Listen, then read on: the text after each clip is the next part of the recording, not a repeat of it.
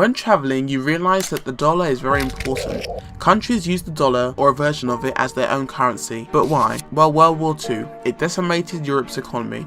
The British pound weakened significantly and the British Empire was falling apart. With Britain so weak, countries switched to the US dollar for their currency, due to its stability and the fact that the US dollar was backed by gold reserves. It quickly provided a popular choice for countries to tie their exchange values to. A country will place a lot of significance on whether to choose the dollar based on the political and economic stability. Since the US has been doing both for ages, countries stayed with the US dollar even after it abandoned the gold standard in the 1970s. Also, the currencies of many wealthy countries such as Russia and China are not accepted worldwide. This greatly limits the ability to use the ruble and the yuan for international transactions. It is estimated that up to 80% of all transactions in Asia are made in dollars. This seems like a good time to tell you to go and check out how the American economy now relies on China. There will be a link up top and a link at the end of this video.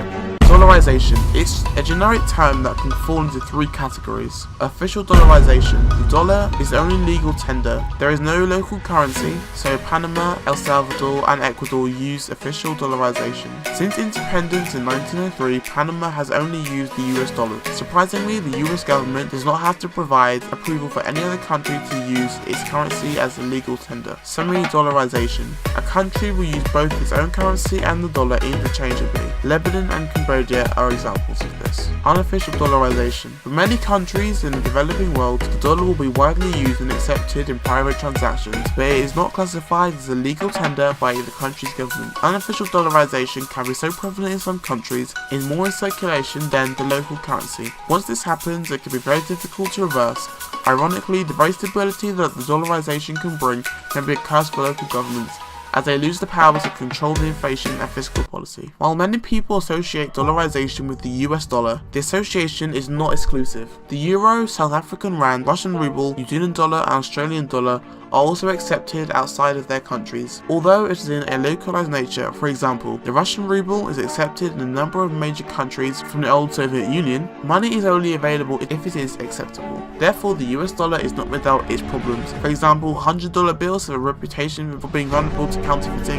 As a result, they tend to be the ones that are most rejected and discounted around the world. Long gone are the days of $500, $1,000, $5,000, $10,000 bills that were circulated because money launderers love large bills. This also represents the final attraction of the US dollar, anonymity. While the US dollar is accepted around the world, it is not necessarily tracked well around the world. Earlier in the video, I mentioned that the yuan and the ruble are not accepted internationally. You would think this would prohibit growth? Well, yes and no. The Chinese yuan is China's currency, distributed mainly by the Chinese state-run banks, which means that the government had more power to peg the value of the yuan at a lower rate to make its exports more attractive to the foreign buyer. For instance, $1 American dollar is equal to 6.65 yuan, so you get more with $1 American dollar than 1 yuan. But what about the euro? The euro has its own self-imposed limits on usage and adoption abroad. By maintaining control of the value of the euro relative to other currencies in the global markets, it has discouraged euroization.